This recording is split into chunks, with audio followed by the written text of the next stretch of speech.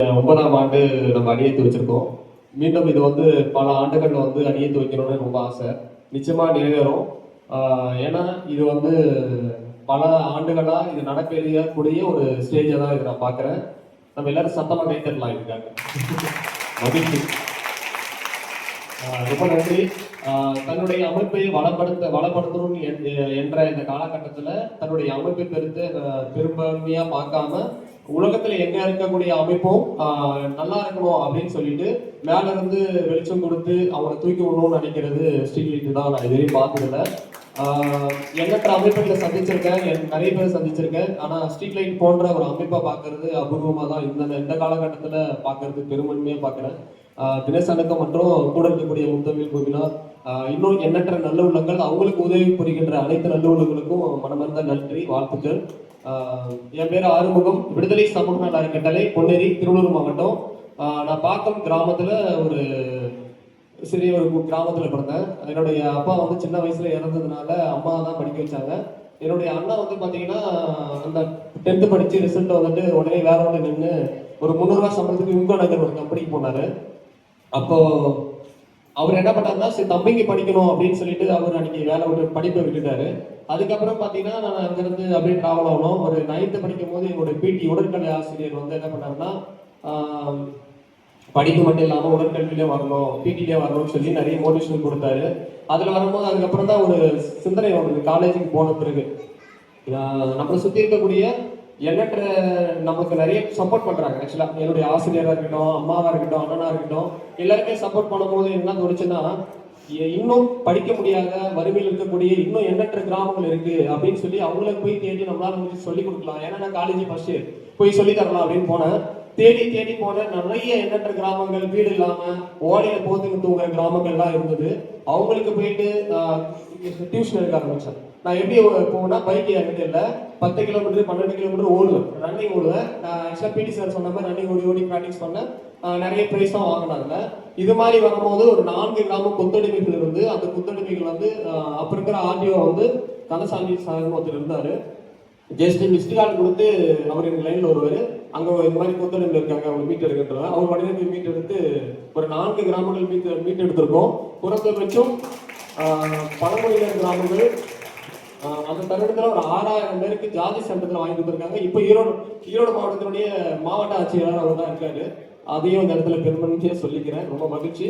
விடுதலை சமூக நல அறக்கட்டளை வந்து பாத்தீங்கன்னா என்ன செய்யுது சமூகத்துக்கு அப்படின்னு பாத்தீங்கன்னா, ஒரு குழந்தை கருவியில் உருவாக்குறதுல இருந்து இருக்கும் தருவாயில் உள்ள யாருமே இல்லைன்னு இறந்துறாங்க அவனை அடக்கம் பண்ற வரையும் நம்ம செஞ்சுட்டு இருக்கோம். முதல் கட்டமா வந்து பாத்தீங்கன்னா விடுதலை நற்பண்பு கல்வி மையம், மாலை நேர வகுப்பு.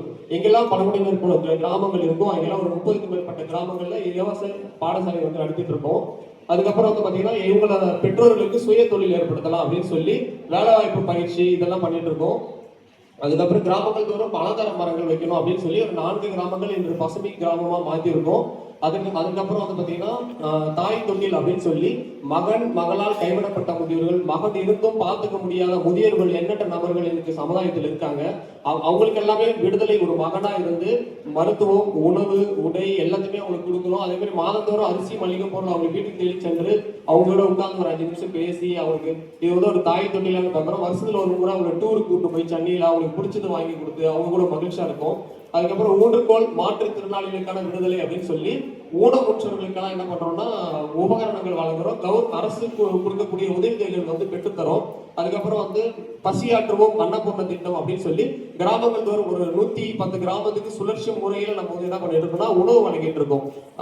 இது வந்து நிறைய பேர் குடிபோதையிலையோ சின்ன வயசுலயே பள்ளியில டிராப் அவுட் ஆகிற ஒரு சூழ்நிலைகள் இருந்தது.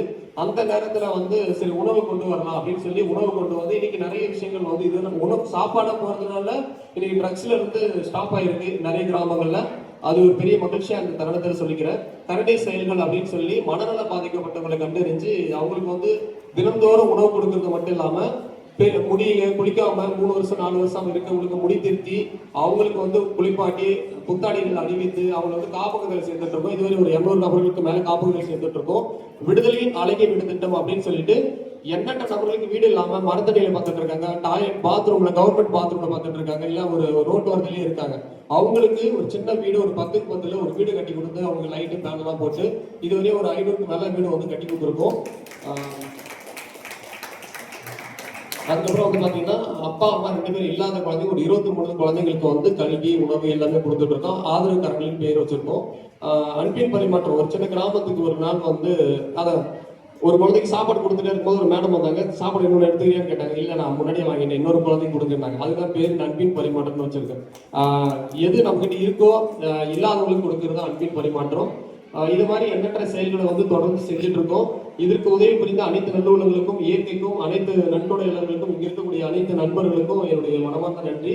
இது மட்டும் இல்லாம கிராமங்கள் நிவாரண உதவிகள்னு சொல்லி மாதத்துக்கு ஒரு கிராமத்துக்கு வந்து ரொம்ப மோசமா வீடு வசதிகள் இல்லாத அங்க போயிட்டு அவங்களுக்கு வந்து சில நலத்திட்ட உதவிகள், மளிகை பொருள், அரிசி கொடுக்குறோம்.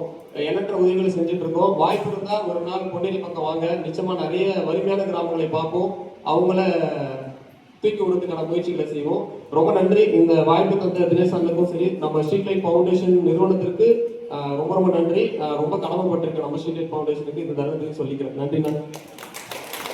தொடர்ந்து ஸ்ட்ரீட் லைட் வந்து உறுதுணையாக இருக்கிறது, அவங்களுக்கு சப்போர்ட் பண்ணிட்டு இருக்கிறது ரொம்ப மகிழ்ச்சி. அவங்களோட இதை பார்க்கும்போதும் அவங்களுடைய அரவணைப்பு தொடர்ந்து எல்லா நிறுவனத்துக்கும் இருக்கிறது ரொம்ப சிறப்பு. தினேஷ் அண்ட் டீமுக்கு என்னோட மனமார்ந்த வாழ்த்துக்கள். தொடர்ந்து அவங்க சிறப்பாக செய்யறதுக்கும் வாழ்த்துக்கள். மகிழ்ச்சி. வாழ்வு வளர்ந்து நாங்கள் ரொம்ப பெருசாக எதிர்பார்த்து நிற்கிறோம். மகிழ்ச்சி, வாழ்த்துக்கள். உங்களுக்கு எல்லாம் நம்ம கைது அவ்வளோ சொல்லிக் கொடுக்குறது டைம் இருக்கு, அது போதும் காரணம். அப்போ அந்த நபர்களை சந்திக்க நம்ம என்ன ஆகும்னா நம்ம பக்குவப்பட்டுக்கிட்டே இருக்கும். அப்போ இந்த மாதிரி நபர்களை சந்திக்கிறதால நம்ம பக்குவப்படுறோம்ன்றது தான் இந்த 3 விஷயத்த நான் இந்த 9 வருடங்கள்ல அனுபவ ரீதியாக நான் கத்துக்கிட்ட விஷயங்கள் இது. அப்போ அந்த விஷயத்த உள்வாங்கிட்டு தான் இன்னைக்கு நான் நடந்துட்டு இருக்கேன். அப்போ இன்னைக்கு எனக்கு வந்துட்டு